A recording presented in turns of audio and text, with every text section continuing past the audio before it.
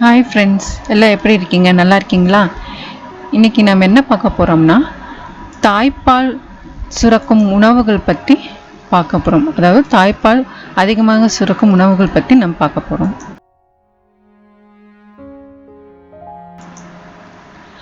தாய்ப்பால் உணவுகளில் ஃபஸ்ட்டு நம்ம என்ன பார்க்க போகிறோம்னா, வெந்தயம். அதாவது வெந்தயம் தாய்ப்பால் அதிகரிக்க இது உபயோகப்படுகிறது. இதில் அதிக அளவு ஒமேகா 3 கொழுப்பு அமிலம் உள்ளது. அது மூளை வளர்ச்சியை அதிகரிக்கிறது. அது மட்டும் இல்லாமல் இதில் வெந்தய பொடி தேநீருடன் நம்ம சாப்பிட்டு வரலாம். தேநீருடன் சாப்பிட்டு வரும்போது தாய்ப்பால் அதிகரிக்கும். அடுத்தது நம்ம என்ன பார்க்க போகிறோம்னா, பெருஞ்சீரகம். பெருஞ்சீரகம்னா என்னன்னு சொல்லுவாங்க?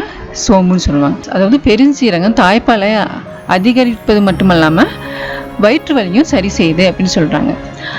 அப்போ நம்ம தூங்குறதுக்கு முன்னாடி ஒரு கிளாஸ் அதாவது நீரில் தேக்கரண்டி பெருஞ்சீரகத்தை நம்ம ஊற வைத்து காலையில் எழுந்திரிச்ச உடனே டீயோட அதை கலந்து குடித்தா தாய்ப்பால் அதிகமாக சுரக்கும் அப்படின்னு சொல்கிறாங்க.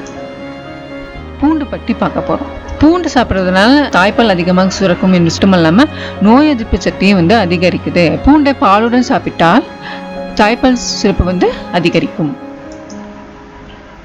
அடுத்தது நம்ம என்ன பார்க்க போகிறோம்னா, கீரை வகைகளை. எல்லா கீரை வகைகள் சாப்பிடலாம். தாய்ப்பால் சுரக்கிறதுக்கு என்னென்ன முக்கியமான கீரைகள் சாப்பிடலாம் என்று நம்ம பார்ப்போம். அதாவது முதலாவது பாலக்கீரை, பரட்டைக்கீரை, அடுத்தது வெந்தயக்கீரை, கடுகு கீரை. இதெல்லாம் சாப்பிடும்போது வைட்டமின், கால்சியம் போன்ற சத்துக்கள்லாம் இருக்கிறது. கடுகு கீரையில் இது முக்கியமாக இருக்குது. வைட்டமின், கால்சியம் மற்றும் இரும்பு சத்து அதிகமாக இருக்கிறது. ஸோ இதை சாப்பிடும்போது தாய்ப்பால் சுரப்பை அதிகரிக்குது. தினந்தோறும் நம்ம இந்த கீரையை ஒரு வேளையாவது நம்ம கீரையை சேர்த்துக்கொண்டா இரும்பு சத்து மட்டும் கிடைக்கிறது மட்டுமல்ல தாய்ப்பாலும் அதிகமாக சுரக்கும். சீரகம் தாய்ப்பால் சுரப்பதற்கு அதிகமாக செரிமானத்தையும் அதிகரிக்குது. இதில் அசிடிட்டி ப்ராப்ளம்ஸையும் இது தீர்க்கிறது அப்படின்னு சொல்கிறாங்க. நெக்ஸ்ட்டு சீரகத்தில் வைட்டமின், கால்சியமும் இருக்கிறது. ஒரு கிளாஸ் நீரில் ஒரு தேக்கரண்டி சீரகத்தை ஊற வச்சு அது காலையில் எழுந்திரிச்சு அந்த நீரை கொடுக்கும்போது தாய்ப்பால் அதிகமாக சுரக்கும் மற்றும் அசிடிட்டி போன்ற இந்த தொல்லைகளும் வராமல் இருக்கும். அடுத்தது நம்ம என்ன பார்க்க போகிறோம்னா,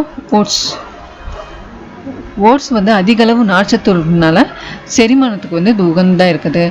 அது மட்டும் இல்லாமல் இது ஓட்ஸை நம்ம சாப்பிடும்போது சர்க்கரை நோயில் உள்ள தாய்மார்களுக்கு நம்ம இதை அதிக அளவு கொடுத்தா அந்த சர்க்கரை அளவு கட்டுப்பாடில் வருது. அது மட்டும் இல்லாமல் தாய்ப்பால் அதிகமாக சுரக்க உதவுது.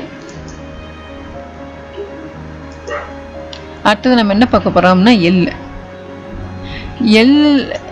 எள்ளில் என்ன இருக்குதுன்னா இரும்பு சத்து இருக்குது. அது மட்டும் இல்லாமல் இதில் கால்சியம் இருக்கிறதுனால கால்சியம் குறைபாட்டை தீர்க்கிறது. அது மட்டும் இல்லாமல் தாய்ப்பால் சுரப்பதையும் அதிகரிக்குது.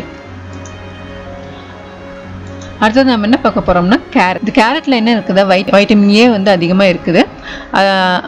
அது மட்டும் இல்லாமல் இது தாய்ப்பால் சுரப்பதையும் அதிகரிக்குது.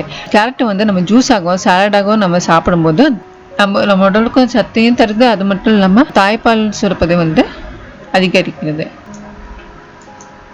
அடுத்தது நாம் என்ன பார்க்க போகிறோம்னா, பப்பாளி காய் பற்றி பார்க்க போகிறோம். பப்பாளி காய் ஆக்சிடோசின் ஹார்மோனை உற்பத்தி செய்கிறது. அது நம்ம தாய்ப்பால் சுரப்பது அதிகரிக்குது. அடுத்தது நம்ம என்ன பார்க்க போகிறோம்னா, பால் இயற்கையாகவே என்ன இருக்குது? போலிக் அமிலம், கால்சியம் போன்ற ஆரோக்கியமான கொழுப்புகள் இதில் பாலில் இருக்குது. இந்த பால் உற்பத்திக்கு உதவுவது மட்டுமல்லாமல் நம்ம குழந்தைகளுக்கு ஊட்டச்சத்து சமநிலையாகவும் இருக்குது அப்படின்னு சொல்கிறாங்க. ஊட்டச்சத்து தருவதாகவும் இருக்குது. ஒரு நாளைக்கு 2 முறை ஒரு கிளாஸ் பால் குடிப்பதை உறுதிப்படுத்தி கொள்ளுங்கள். அதாவது எப்பயுமே ஒரு நாளைக்கு தாய்மார்கள், பால் குடிக்கிற தாய்மார்கள் ஒரு நாளைக்கு 2 கிளாஸ் பால் சாப்பிட்டா தாய்ப்பால் உற்பத்தி ஆகும்.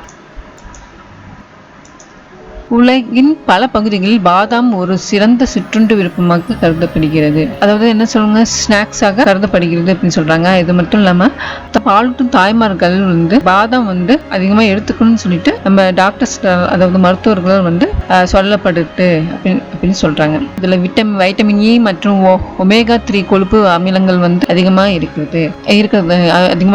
அதனால என்ன, இந்த பால் வந்து இந்த பாதாம் வந்து குடிக்கலாம்.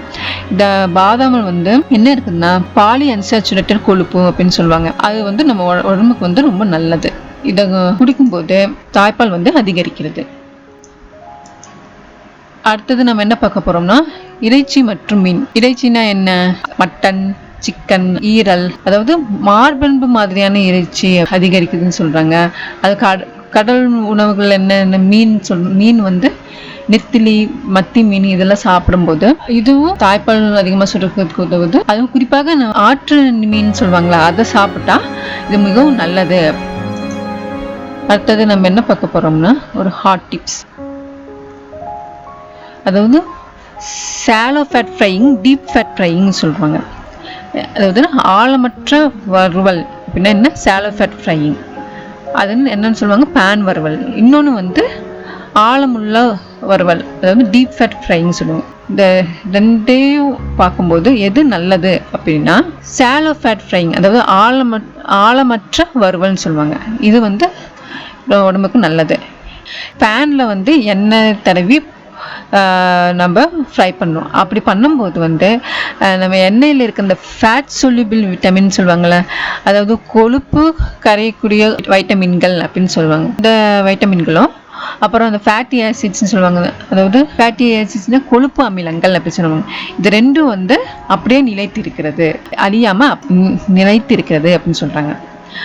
அதே பார்த்தீங்கன்னா இப்போ ஆழமுள்ள வறுவல், அதாவது டீப் ஃபேட் ஃப்ரைலேருந்து சாப்பிடும்போது அதாவது கொழுப்புச்சத்து அதிகமாக ஆகுது, கலோரிகளும் அதிகமாக வருது. அது வந்து என்னன்னு கெட்ட கொழுப்பாக மாறுது. ஏன்னா திரும்ப இந்த எண்ணெயில் பிடிச்சி போய் சாப்பிடும்போது டிரான்ஸ்ஃபர் ஆக மாறுகிறது. அது நம்ம சாப்பிடும்போது அது நம்ம உடலுக்கு வந்து நல்லதில்லை. அதனால் என்னென்ன வருதுன்னு இந்த ஹார்ட் டிசீஸ், அதாவது இதயம் சம்மந்தப்பட்ட நோய்கள், அப்புறம் டயபெட்டிஸ் போன்ற நோய்கள்லாம் வர்றதுக்கு அது காரணமாக இருக்கிறது.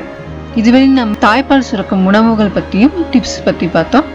அடுத்த வீடியோவில் நம்ம தாய்ப்பால் கொடுப்பதற்கான நிலைகள் பற்றி பார்ப்போம். This video is sponsored by Genreviews. இதோட லிங்க் கீழே டிஸ்கிரிப்ஷனில் கொடுத்துருக்கேன், பார்த்து தெரிஞ்சுக்கோங்க. இந்த வீடியோ உங்களுக்கு பிடித்திருந்தால் லைக் பண்ணுங்க, ஷேர் பண்ணுங்க, சப்ஸ்கிரைப் பண்ணுங்க. Thank you for watching.